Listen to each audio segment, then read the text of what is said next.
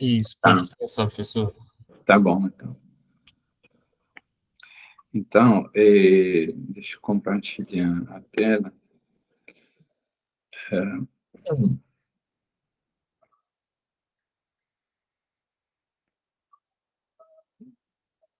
Então, vamos dar prosseguimento.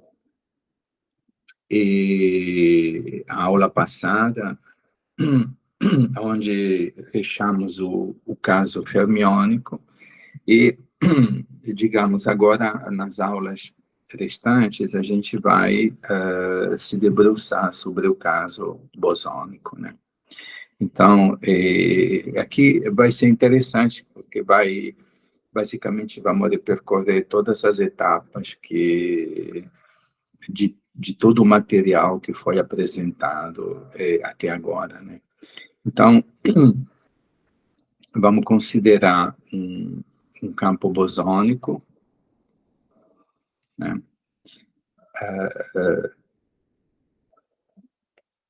XT. Então, a gente considera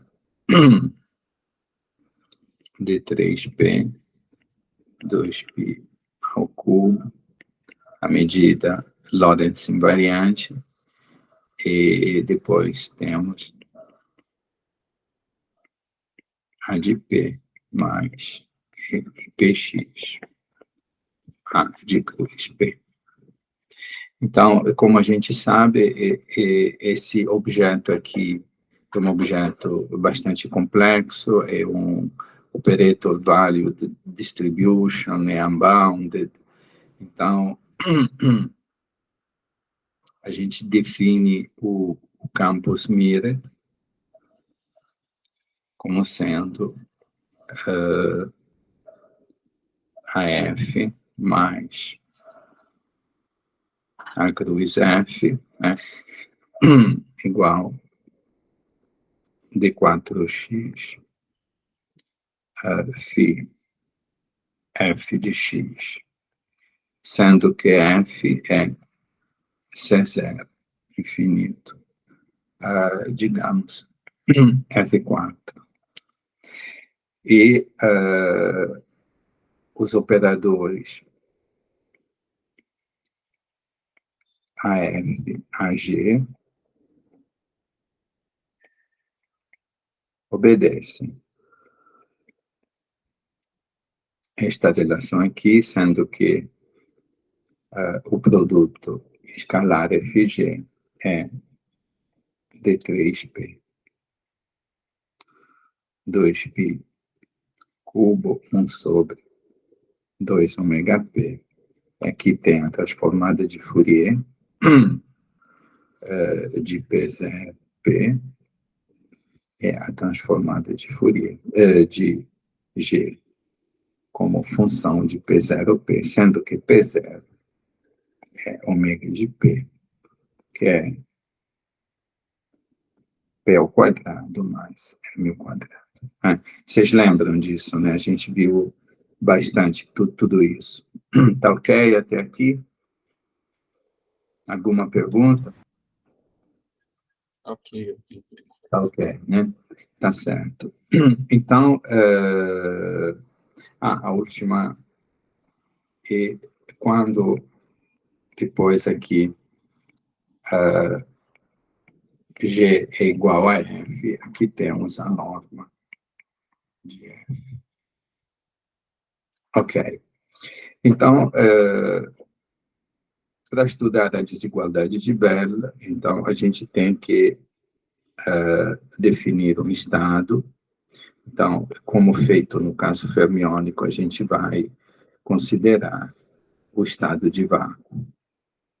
O estado de vácuo é definido como sendo AF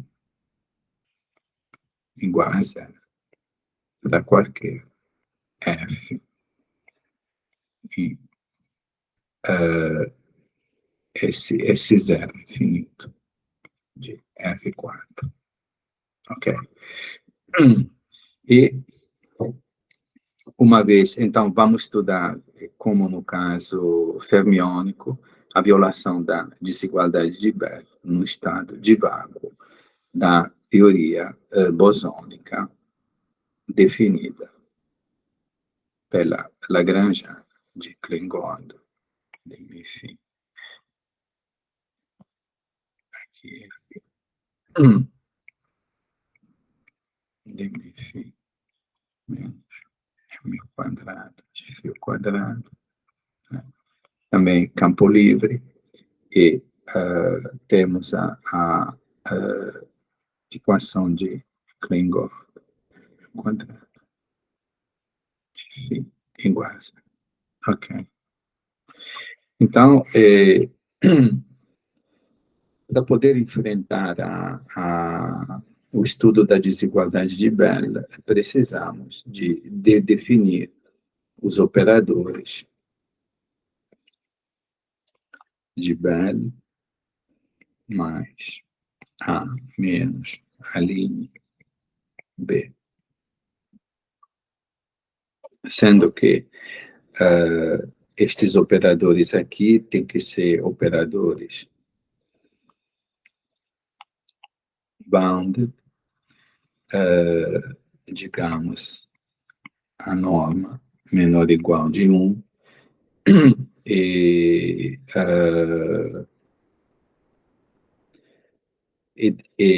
depois A com B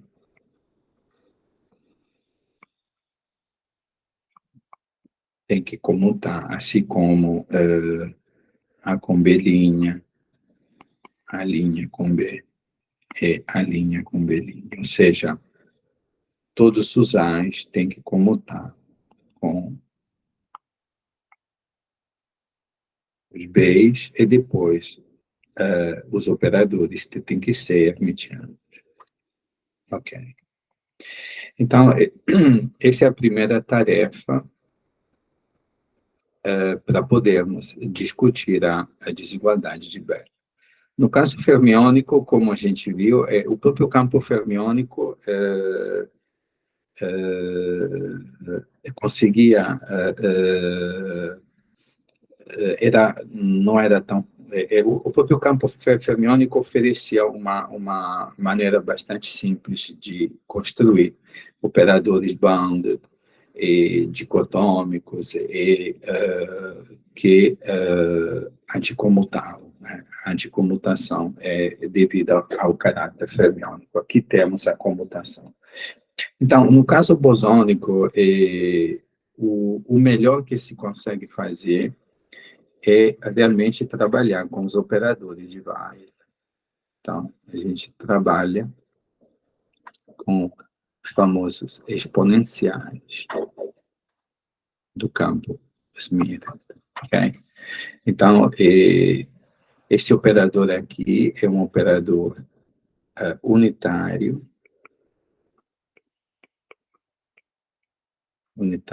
isso significa que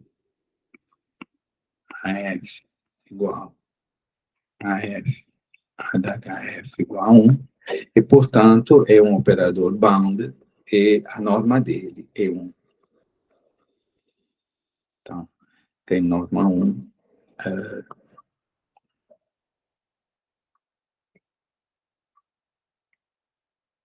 tem norma 1.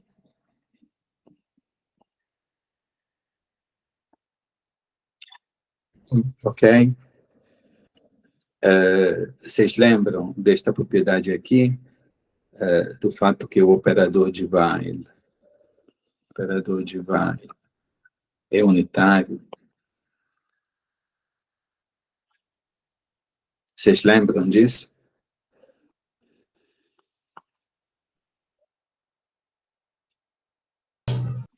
Lembro, sim, sim. Então, mas de qualquer maneira, vamos lembrar como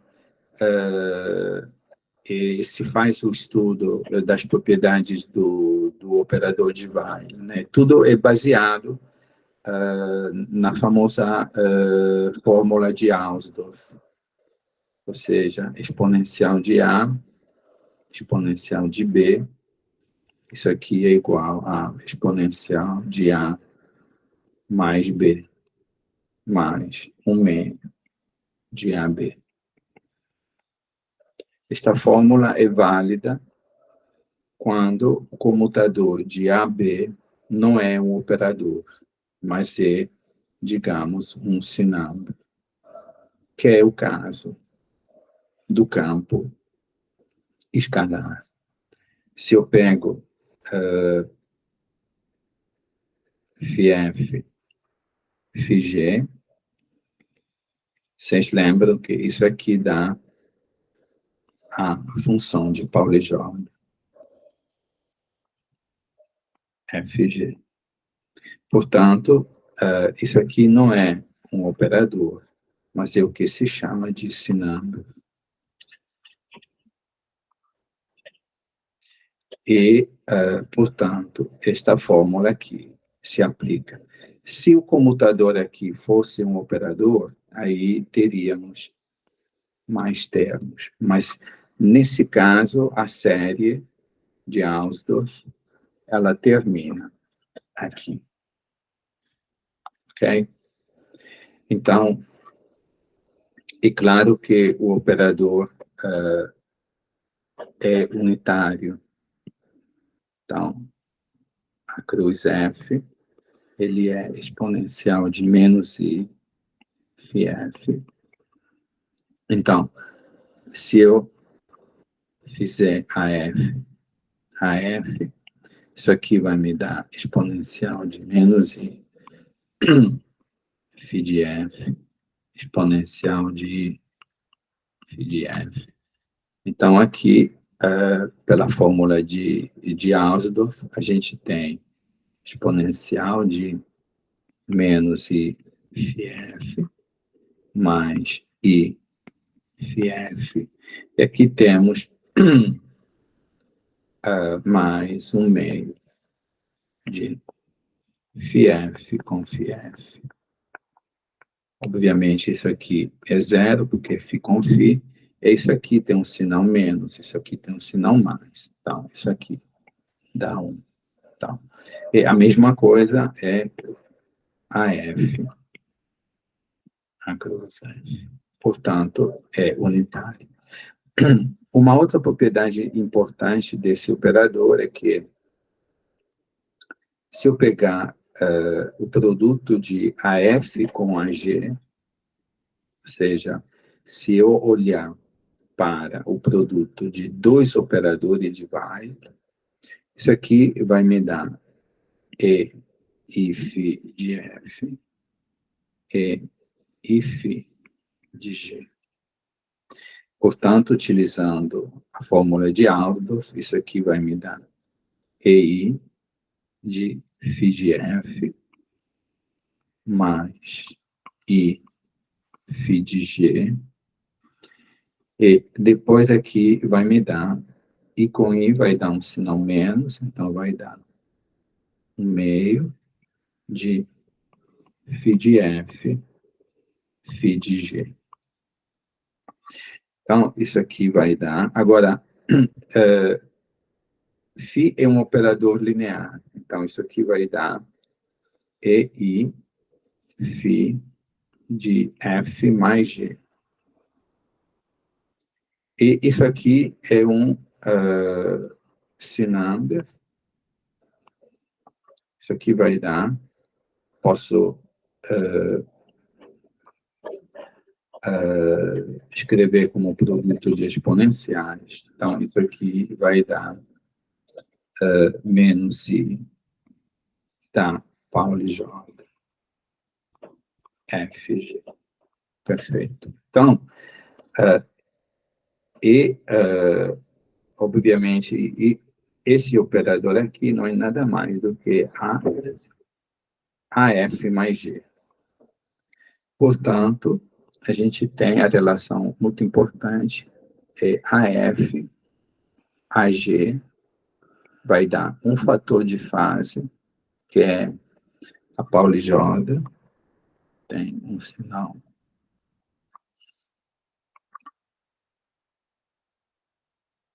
Pauli-Jordan de FG, deixa eu ver se isso. E depois tem AF mais G. Então, esta relação aqui é uma relação muito importante, chamada de relação de Weyl. Esta relação define também o que na literatura se chama de, digamos, está relacionado com o nome álgebra CCR, ou seja, Canonical Commutation Relation. Por que é chamada de CCR? Porque justamente isso tem a ver com as relações de comutação canônica. Então, aqui é I da Pauli Jordan, FG. Então, vocês observam que as relações de comutação canônica, CCR, aparecem no fator de fase. Então, a álgebra de Weyl, ela permite transformar o operador unbounded, φ, num operador bounded, que é exponencial. Esse operador é unitário. E as relações de comutação ficam embutidas no fator de fase. Isso é uma relação muito importante, que dá origem à chamada álgebra de Weyl. Ok? Vamos ver se tem alguma pergunta sobre isso. Tudo ok? Vocês estão me acompanhando?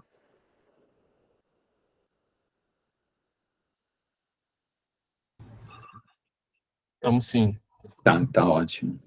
Então, lembrando que a função de Pauli Jordan, ela se anula quando o suporte de F é space-like, com relação ao suporte de G. Portanto, no caso em que F e G sejam space-like,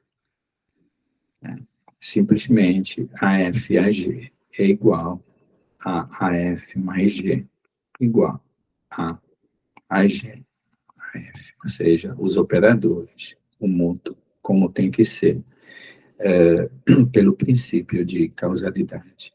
Ok?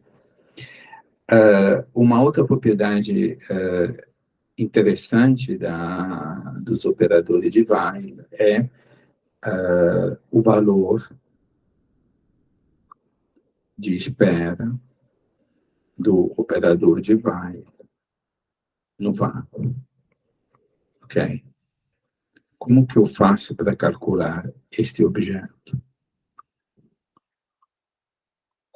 Então, isso vai ser muito importante. Então, a gente temos que calcular esta quantidade aqui. Lembrando que o campo é, em termos de operadores de criação e de aniquilação, é isso aqui, com a F atuando no vácuo da zero, e, obviamente, temos o complexo conjugado. Isso aqui também dá zero. Então, como que eu posso calcular isso aqui? Então, uma consideração muito simples sugere que a gente comece com exponencial de A de φ exponencial de AF. A gente sabe que isso aqui vale 1. Por quê? Porque exponencial de... Aqui tem o I, aqui tem o I. Exponencial de IAF no vácuo. Vale.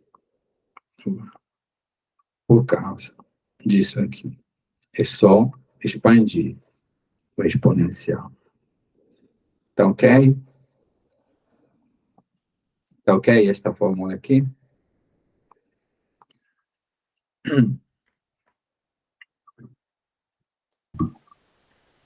Ok, Silvio.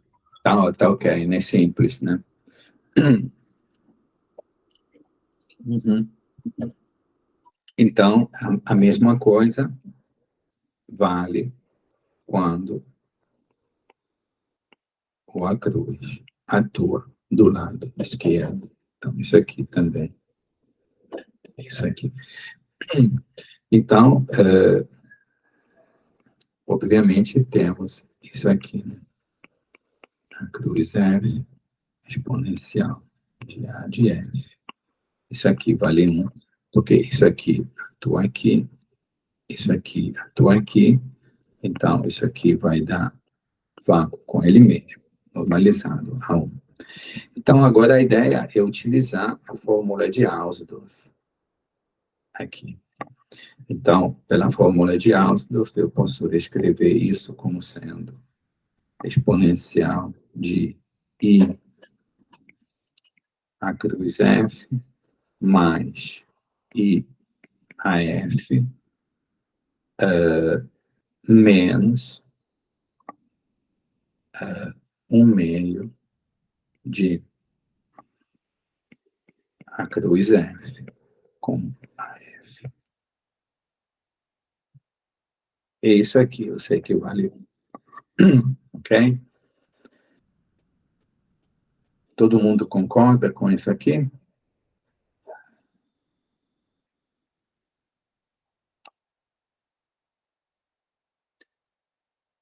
Alô? Tá tudo ok, né? Perfeito. Tá ótimo. Então, este comutador aqui vai dar menos a norma, né? Porque aqui tem F, aqui tem F. Então, isso aqui vai dar 1 igual exponencial de menos a norma ao quadrado sobre 2. E agora, isso aqui não é nada mais do que o próprio campus Mira. Então, isso aqui vai me dar 0 exponencial de F do bar. Portanto, a gente tem também o resultado muito importante, que o valor de espera do operador de vai no vácuo é aqui tem um sinal menos, aqui tem um sinal menos, portanto, aqui é mais, é aqui, exponencial de menos a norma. Então, isso também é um resultado muito, muito importante. Ok? Isso é o valor de espera do operador de vai no vácuo da a norma da função teste. Ok? Isso é uma fórmula muito importante, porque, por exemplo, se eu quisesse calcular esta função aqui, por exemplo. Então, é só utilizar as propriedades da álgebra de Weyl. Ou seja, eu sei que o produto eu posso escrever como sendo exponencial de menos I sobre 2, que tem a Pauli-Jordan de FG, que é um fator de fase, e depois aqui eu tenho a F mais G. Portanto, esse fator de fase fica fora. Então, aqui vai dar delta FG. E aqui agora vai dar o valor de espera sempre de um operador de Weyl no vácuo, mas eu sei quanto vale. Esse aqui é exponencial de menos I sobre 2 da Pauli-Jordan. É aqui, menos 1/2. da norma de F mais G. Em particular, se F e G são space-like,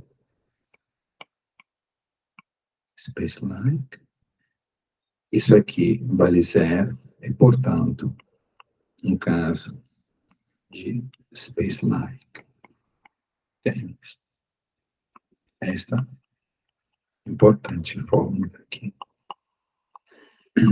E isso se generaliza a, por exemplo, vocês podem se divertir em calcular produto de N operadores de while, ok? Então, isso aqui, por exemplo, no caso em que F1 e Fn são todas space-like, isso aqui não é nada mais do que a F1 mais Fn, e, portanto, é exponencial de menos 1 F1 mais Fn. Então, temos que calcular esta norma aqui. Então, são propriedades muito extremamente importantes e muito interessantes. Os operadores de Weyl têm toda uma álgebra muito bonita e muito utilizada. Ok? Tudo certo com esses cálculos aqui? Eu estou fazendo tudo em detalhes para depois vocês realmente assim, aproveitarem do vídeo fazer isso tudo, né? Realmente é simples, não é complicado, ok? Vamos ver se tem alguma dúvida.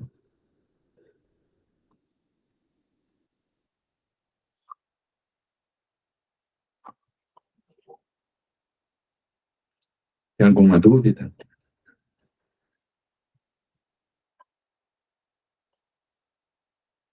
Alô?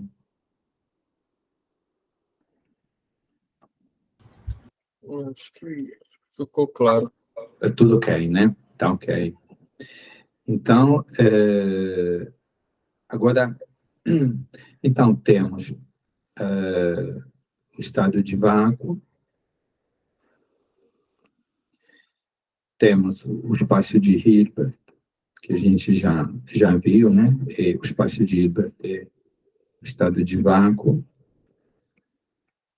E depois aqui tem soma de infinito. Aqui tem H1 tensor N, sendo que H1 é o espaço de Hilbert chamado de uma partícula, ou seja, combinações lineares de termos desse tipo para qualquer F C0 infinito de R4.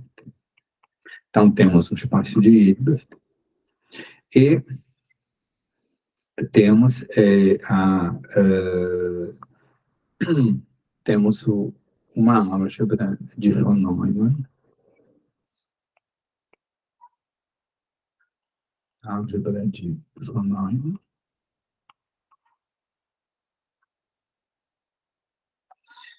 é construída da seguinte maneira. Então, vamos pegar, por exemplo, espaço-tempo, ok?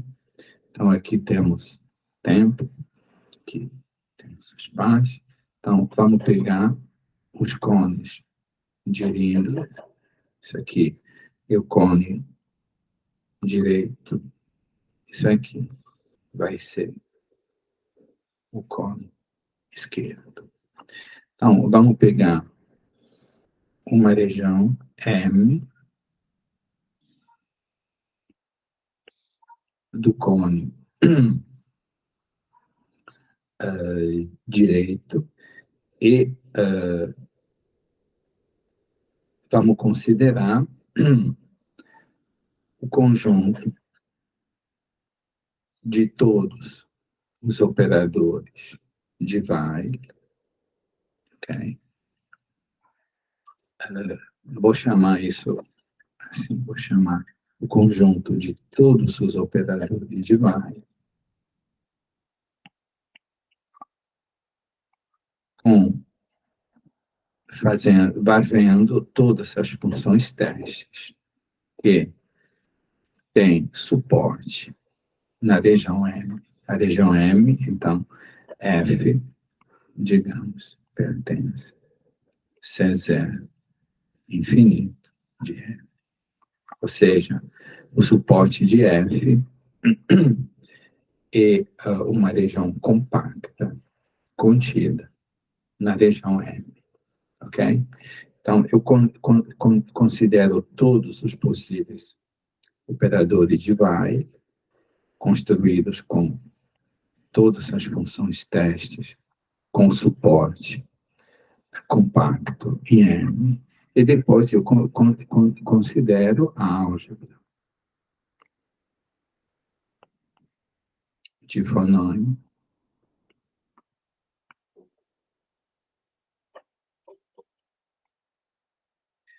dada pelas combinações lineares mais os produtos dos operadores de Weyl com F que pertence a M. Okay? Então, essa é a construção da álgebra de Von Neumann via operadores de Weyl. Então, eu considero uma região do espaço-tempo, as funções testes têm suporte compacto nesta região, eu considero todos os operadores de Weyl, fazendo variar as funções testes em M, e depois considero todas as combinações e os produtos dos operadores de Weyl. Isso gera uma álgebra, que é a álgebra de Von Neumann dos operadores de Weyl. Ok? Isso já vimos também, tá? Mas é bom relembrar. Então, temos um estado de vácuo, temos um espaço de Hilbert, temos a álgebra de Von Neumann, e, pelo teorema de Schlieder, a gente sabe que o estado de vácuo é cíclico, é separante pela álgebra, para a álgebra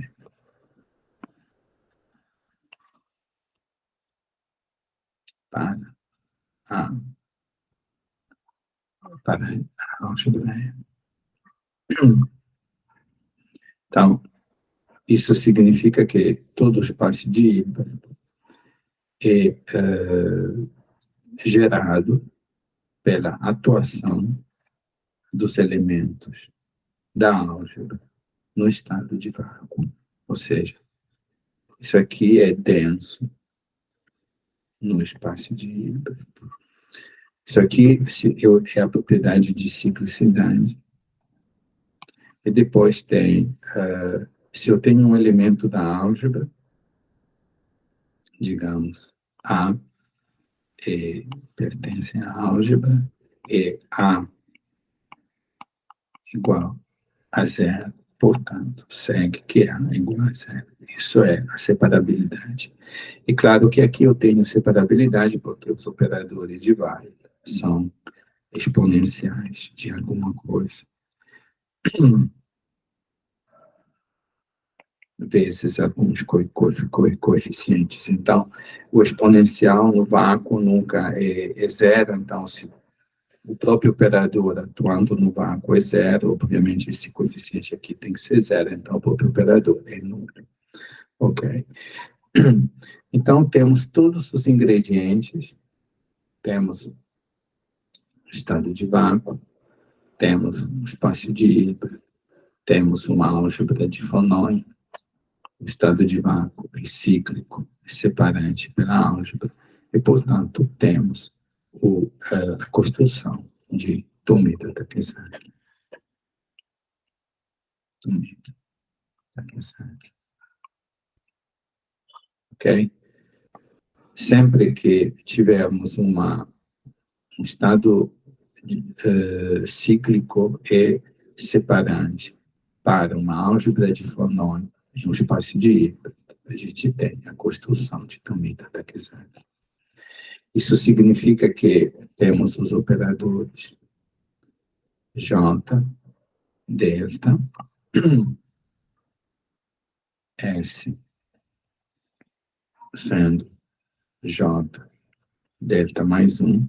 Isso aqui é antilinear, isso aqui é antiunitário, isso aqui é hermitiano definido positivo. Isso aqui é a decomposição polar.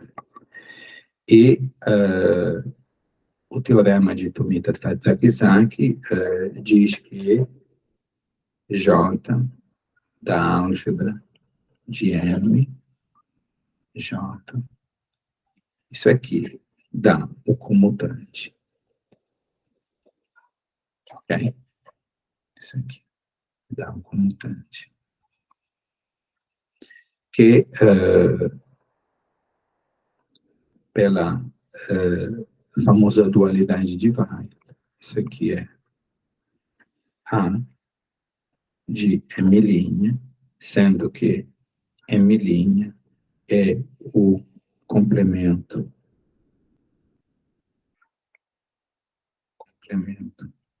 causal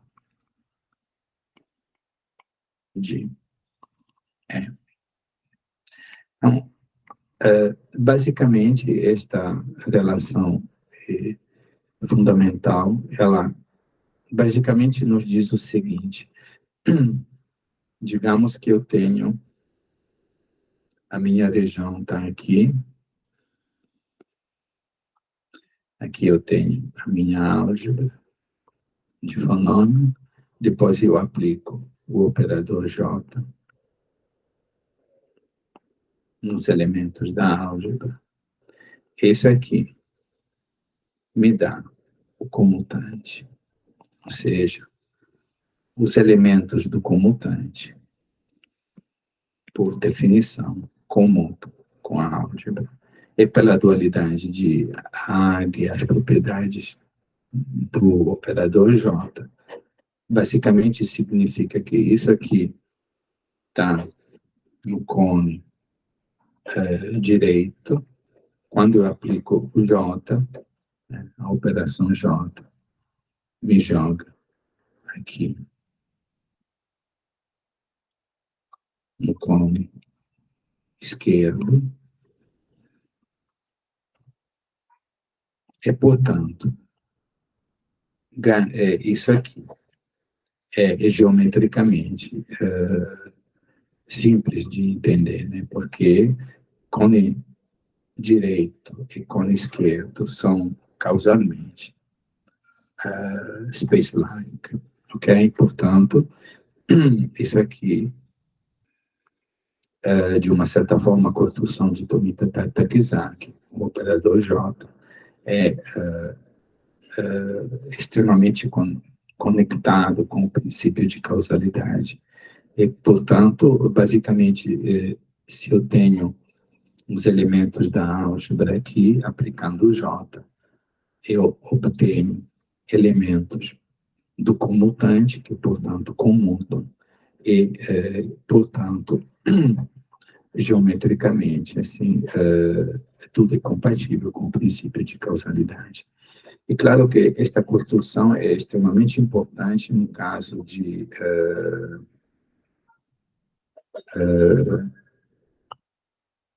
como que eu faço? No caso da desigualdade de Bell, porque os operadores A e B têm que comutar. Portanto, basicamente, eu posso obter os operadores do Bob atuando com o operador de Tomita Takezaki sobre os operadores de Alice. Basicamente, se eu tenho um operador de Alice, o operador do Bob eu posso construí-lo como desta forma aqui. Como isso aqui pertence o comutante, automaticamente a B igual a zero. Então, isso é uma construção muito importante. Tá? Vamos fazer uma pausa aqui para ver se tem perguntas, se tem, se alguma coisa não foi bem entendida. Isso é um ponto importante, toda essa construção, ok? A utilização da teoria modular de Tomita Takizaki me permite de acessar o comutante. Ok? Isso é um ponto muito importante mesmo. Vamos ver se tem alguma pergunta.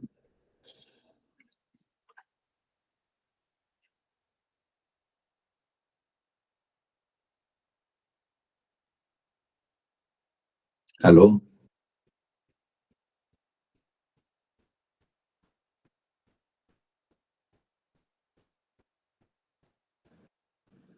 Tudo certo?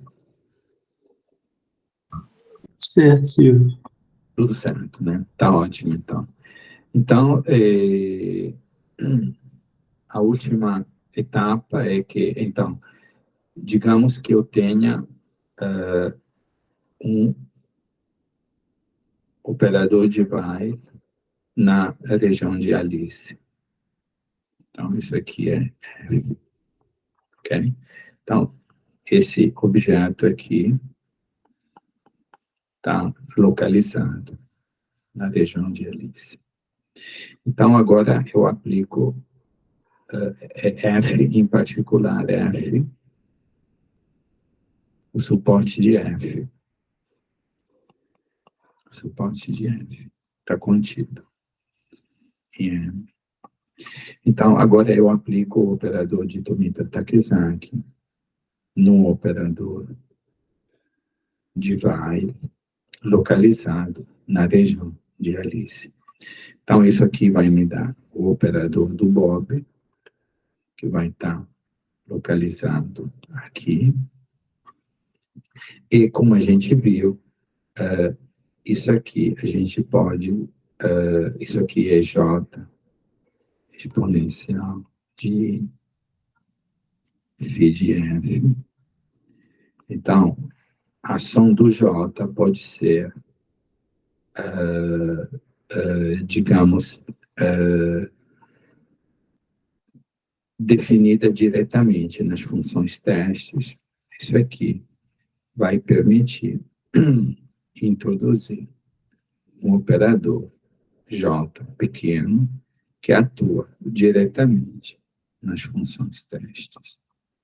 Então, eu tenho os operadores S, delta e J que atuam nos operadores da álgebra. E esses operadores me permitem definir operadores pequenos que atuam diretamente no espaço das funções testes. As funções testes. Via esta fórmula aqui. AFJ, isso aqui vai ser A JF, e a mesma coisa vai ser delta AF delta. Isso aqui vai ser A de delta de F. Sendo que S é J delta de 1/2. Isso aqui é antilinear, isso aqui é antiunitário, isso aqui é hermitiano definido positivo. E, inclusive, sabemos que o espectro dele, no caso,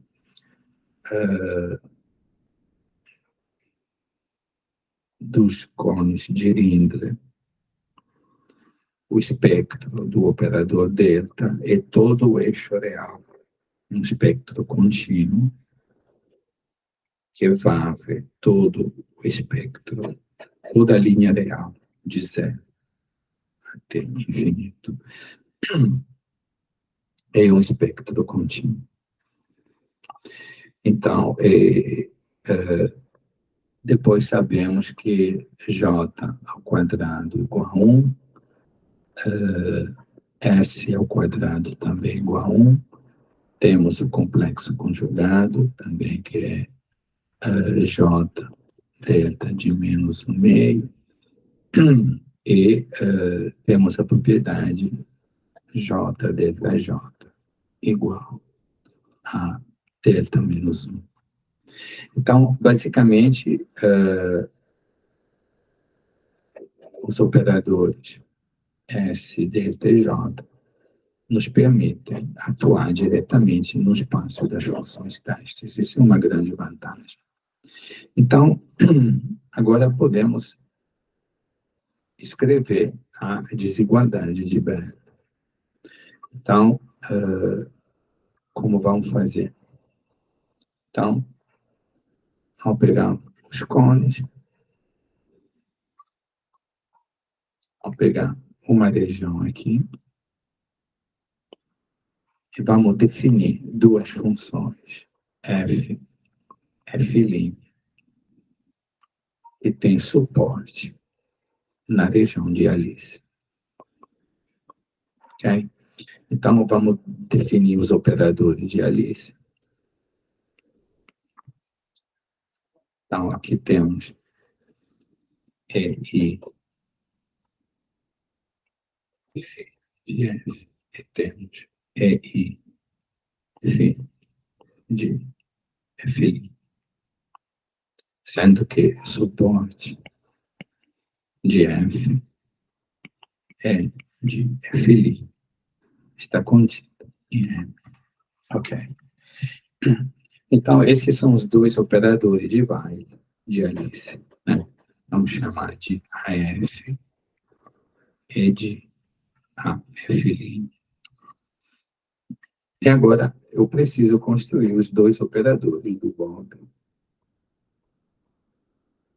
que comutam com os operadores de Alice. Então, os operadores do Bob vão ser J, E, I, F, de F, J. Aqui vai ser J, E, I, F, de F', J. Então, isso aqui é igual a exponencial de menos I. O menos vem porque o J é anti-unitário. Isso aqui é F, J pequeno de F. Isso aqui é exponencial de menos I. F, J de F'. Ok? Então, sabemos que, por construção, como isso aqui leva no comutante, por construção, Alice é Bob comuta. Tá ok? Isso aqui, vamos abrir um pouco uma discussão. Tá tudo certo até aqui?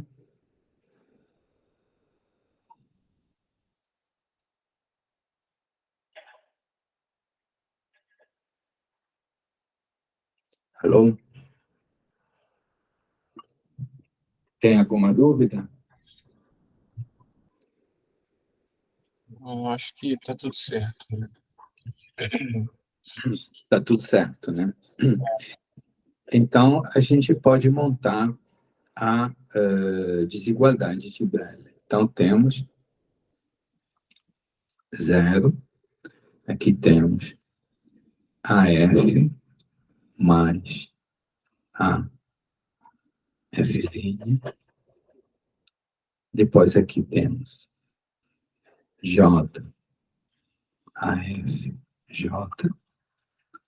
Então, isso aqui é a Alice, isso aqui é o Bob, e aqui temos mais AF menos AF'.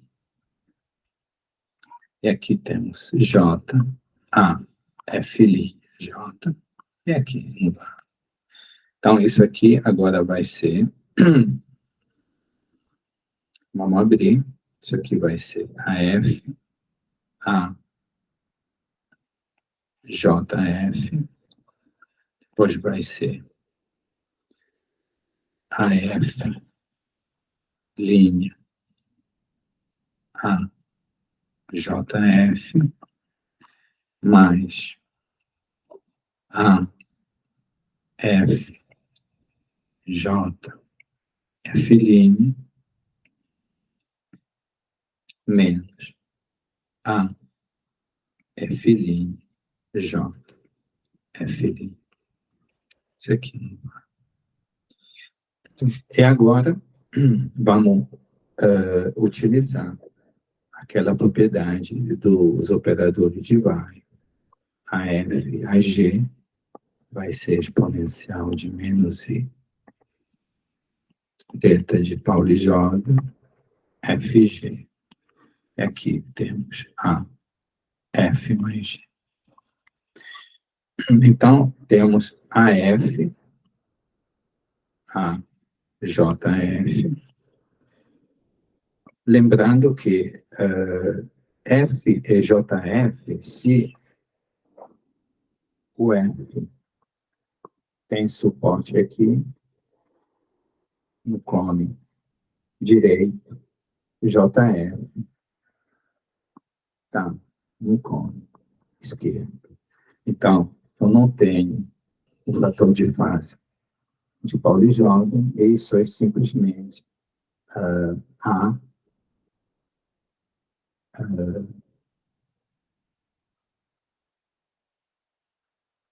aqui tem não, podemos deixar aqui, assim, não tem, isso aqui seria F.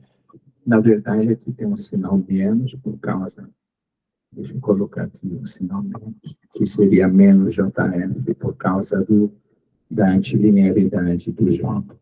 Então, seria menos JF, aqui também tem menos, aqui também tem menos, aqui também tem menos. Então, isso aqui vai ser F menos JF. Ok? Então, a desigualdade de Weyl vai ser que temos F menos JF mais A F' menos JF mais A F menos J F' menos A F' menos J F'.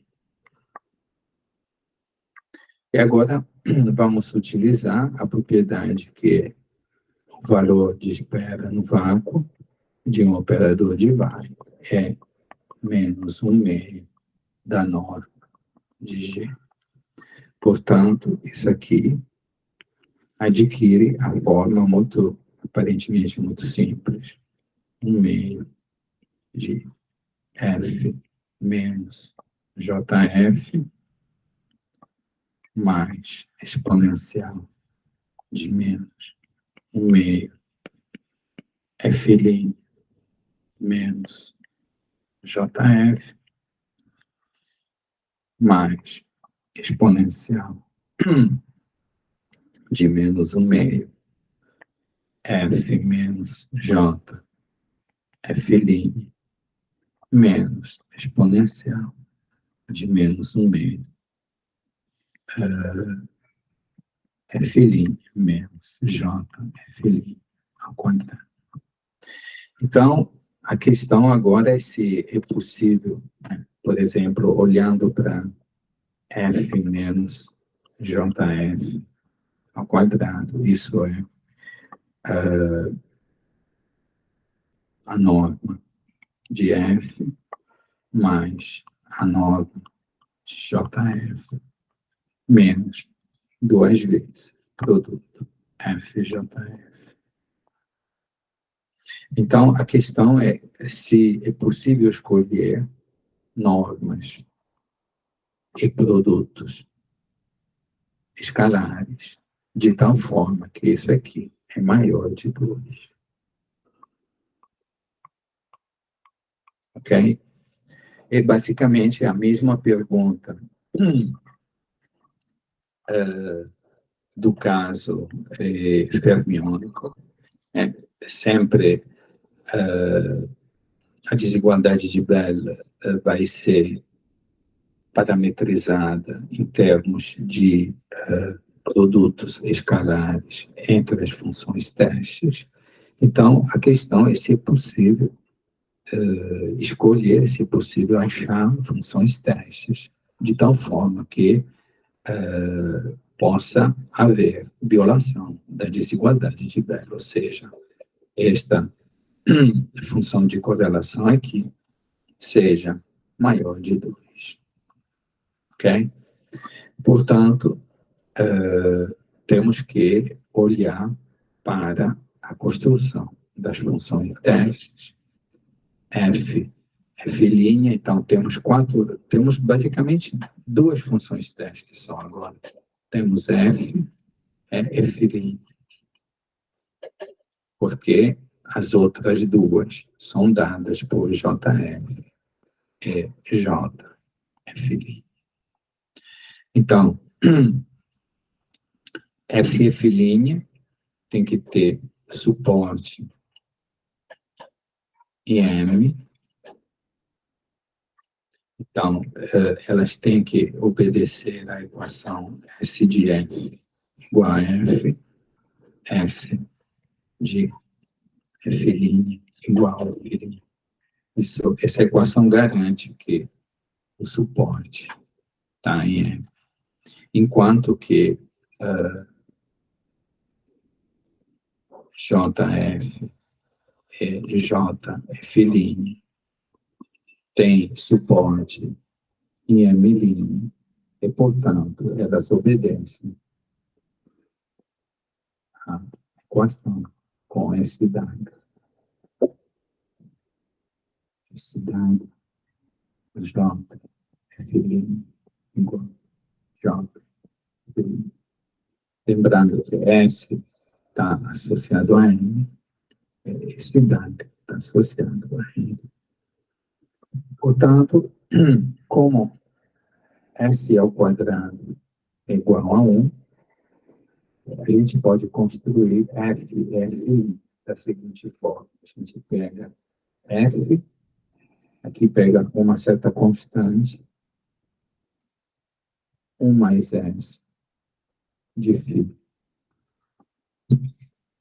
Sendo que φ, como no caso fermiônico, é, digamos, um autovetor do operador delta com autovalor lambda ao quadrado. E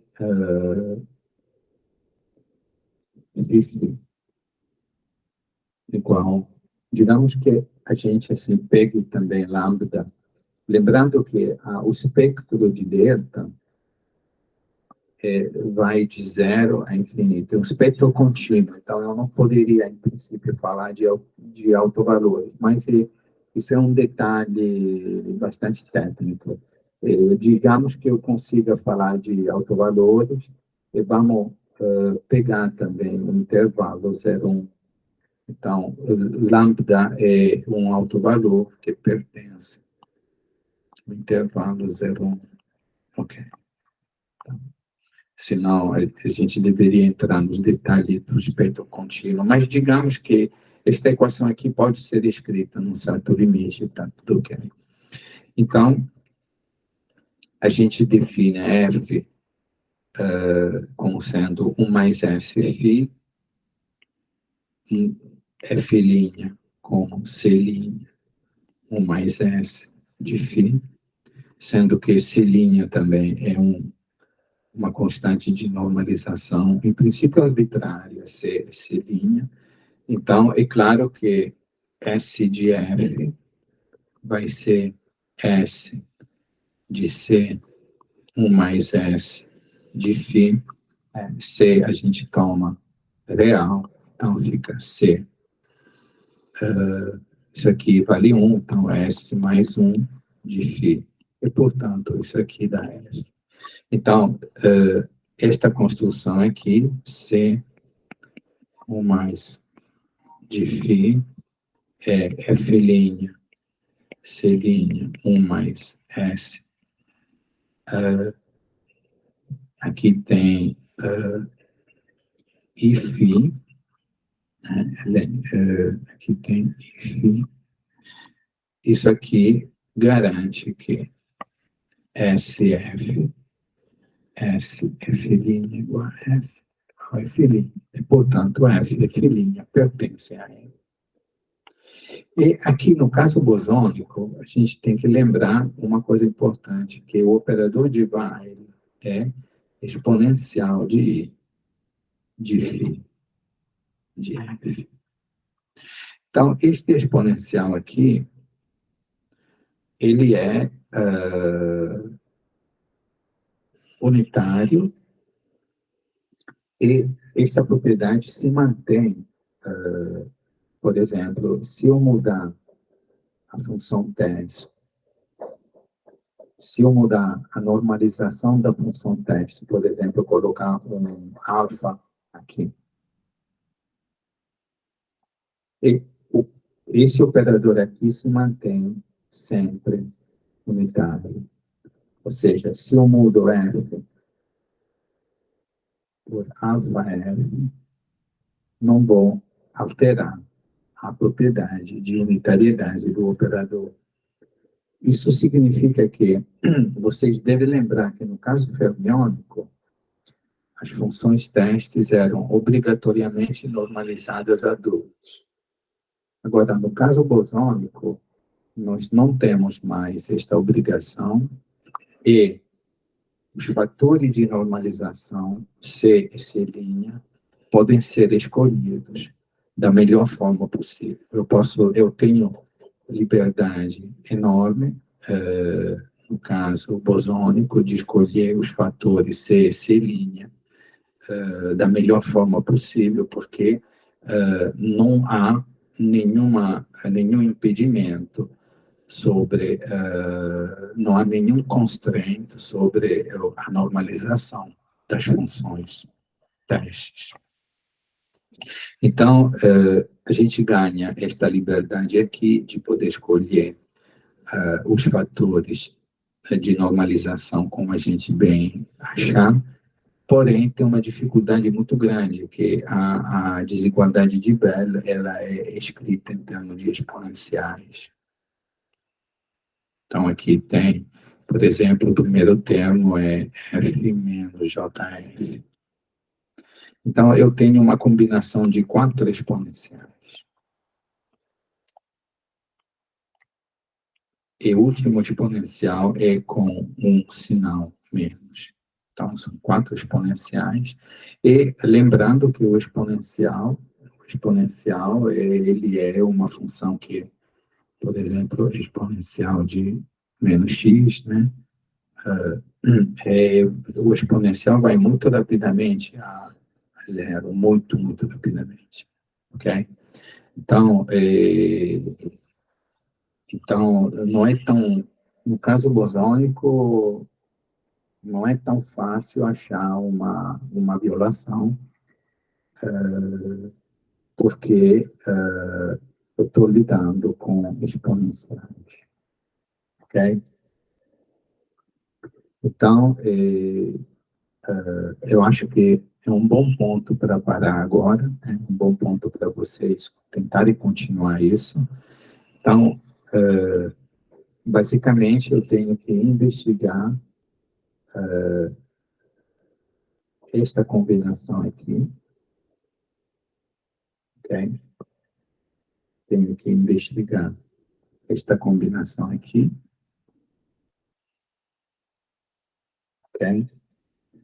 ou seja, eu vou escolher F como sendo um fator de normalização arbitrário, que vai ser 1 mais S de φ, depois F', outro fator de normalização arbitrário, 1 mais S de φ, e, portanto, depois eu vou ter que construir JF, J, Φ', calcular esses produtos escalares, tudo vai depender também desses fatores de normalização. Então, eu tenho uma expressão com exponenciais, fatores de normalização, vai depender também do lambda, que é delta de φ igual a lambda ao quadrado de φ. Então, tem uma combinação de exponenciais que depende de 3 parâmetros. Depende de C, da normalização de F, da normalização de C' e depende de lambda, entre 0 e 1. Então, a pergunta é se é possível achar estas normalizações e fixar um lambda de tal forma que esta combinação de exponenciais seja maior de 2. Ok? Então, esse é o desafio, né? Não é tão simples, no caso, não é tão simples mexer com os exponenciais. Ok? Então, acho que é um ponto muito interessante para vocês tentarem continuar. Né? Realmente, eu abri praticamente todos os cálculos, agora é fazer o cálculo dos produtos escalares, calcular norma de F, norma de F', norma de JF, norma de JF', e depois os produtos F, JF, F, J, F'. Ok? Basicamente está tudo aqui. 1, 2, 3, 4, 5, 6, e aqui tenho também F, J, de F'. Ok? Então, temos que calcular estas quantidades aqui, que vão depender de C', lambda ao quadrado, e depois ver se é possível fazer uma escolha de C', lambda ao quadrado, de tal forma que a combinação dos 4 exponenciais, que tem ainda um sinal menos, né, seja maior de 2. Ok?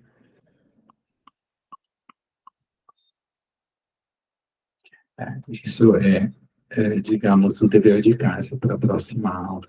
Tá ótimo. Seria muito bom vocês tentarem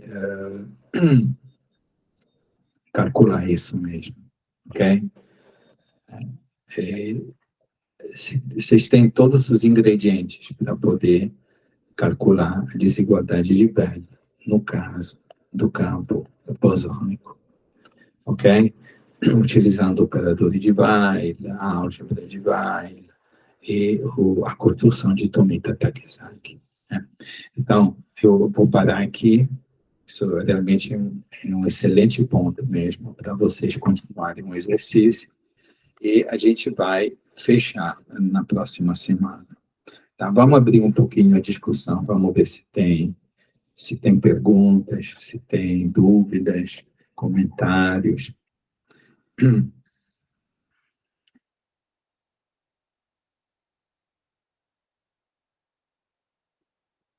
Alô? Não tem nenhuma dúvida, não. Eu acho que talvez fosse bom a gente, não sei, discutir mais um pouco por que aquele caminho que a gente estava tomando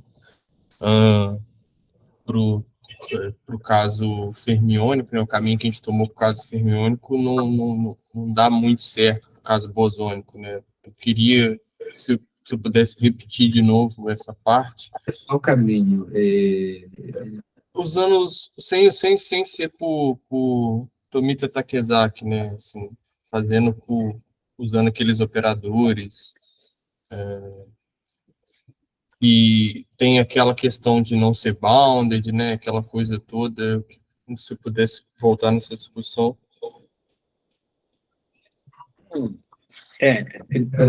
Então, veja bem, a desigualdade de Bell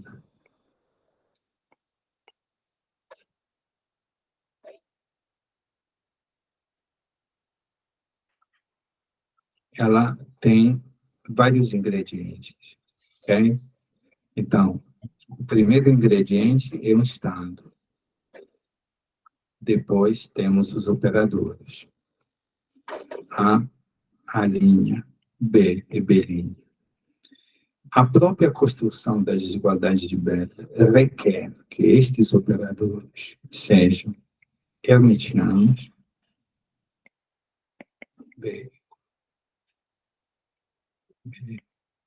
e depois sejam ao quadrado igual a 1, ou, eventualmente, norma, também menor ou igual de 1 funciona. Por que isso? Porque isso está atrelado a medidas, tipo dicotômico, sim ou não. Ok? Certo. Então, se você não tem esses dois pontos, você não tem como montar a desigualdade de Bell. Não tem como. Então, o problema de ter operadores bounded entre, digamos, -1 e 1 é fundamental, porque isso está atrelado com medidas, tipo sim ou não. E, praticamente, se você pensa na mecânica quântica, e no caso da medida do spin, né, ali você faz uma medida do spin e vai ser mais ou menos 1. Ok? Então, a desigualdade de Bell é montada para medidas tipo sim ou não. Então, e isso permanece na teoria quântica de campo. Então, a construção de operadores que sejam entre -1 e 1 é fundamental para a própria construção de toda a desigualdade de Bell. Ou seja, a desigualdade de Bell é construída desta forma aqui. Mais A menos a linha, B', e aqui tem estado. Sendo que esses objetos aqui representam medidas tipo sim ou não. Então, tem que ser menor ou igual de 1 sempre. Senão, você nem tem como montar uma desigualdade de Bell. Então, numa teoria de campo, o desafio é grande, porque você tem campos, digamos, fermiônicos ou bosônicos. Então, vai ter que construir objetos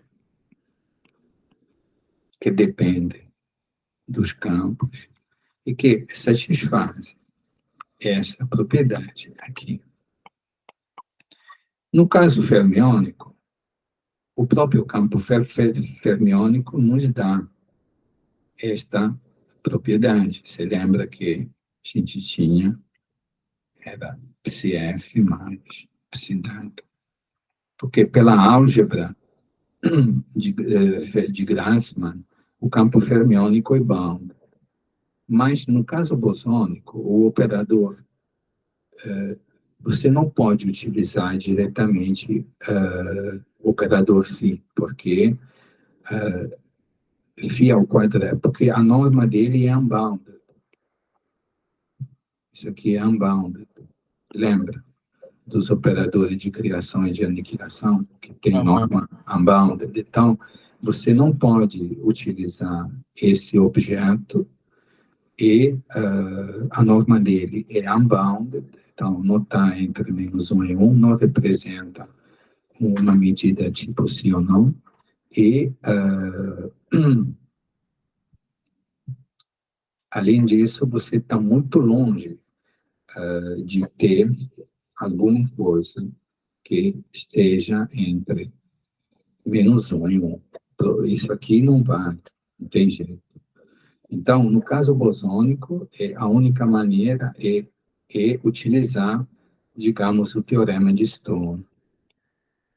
O teorema de Stone diz que se você tem um operador hermitiano, digamos, O igual, esse operador pode ser unbounded, ok? Desde que ele seja hermitiano.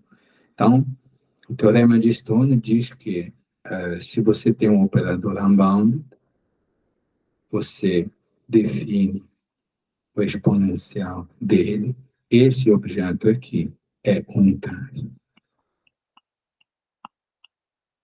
Desde que O seja hermitiano e pode ser unbounded também, não tem problema. Isso aqui é um objeto bem definido. Então, isso que a gente está fazendo. A gente pega o campo φ, isso aqui é opereto var distribution,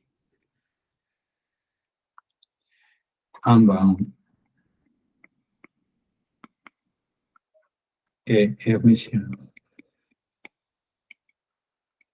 Então, a gente faz os mir. Isso aqui é um operador unbounded hermitiano. E aí, todo o teorema de Stone, isso aqui. Tá, ok. É isso aqui, exatamente, o operador de Weyl. Ok? Então, não tem muita... Não tem praticamente...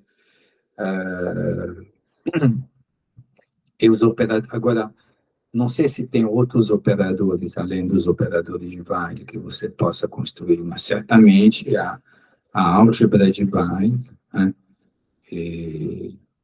A álgebra de Weyl é algo extraordinário, porque reflete, digamos, as relações de comutação. E essa álgebra permite, de fato, calcular as funções de correlação. Então, no caso bosônico, não tem muita escapatória, não. O próprio campo não pode ser utilizado, porque ele é unbounded. Então, temos que construir objetos bounded via teorema de Stone, porque ele é hermitiano. E, basicamente, assim, vamos acabar nos operadores de Weyl, porque as propriedades desses operadores são realmente tem muitas propriedades, é possível construir álgebras que refletem as relações de computação, a causalidade, então, praticamente é a única escolha mesmo. Você entendeu melhor agora, né? Sim. Não, era só para poder ficar um pouco mais claro aí. Não tem escolha. A definição da própria desigualdade de Weyl requer que os operadores, do ponto de vista físico, representem medidas dicotômicas, tipo mais ou menos. Portanto, tem que estar entre -1 e 1, não tem jeito. Isso aqui é a própria construção da desigualdade de Weyl. Isso não, sem isso aqui, não tem como nem tem como se falar em desigualdade de Weyl. Isso. Tá ótimo, é uma excelente pergunta mesmo. Tá bom.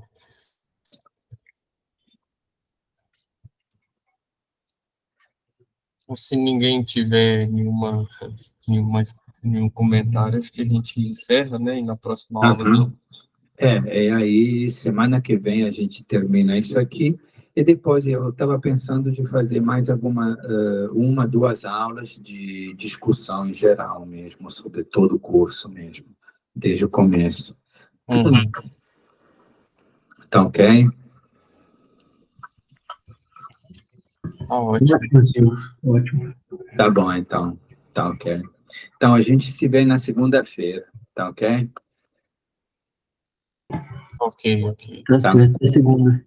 Até segunda, até segunda, até segunda. Tchau, tchau.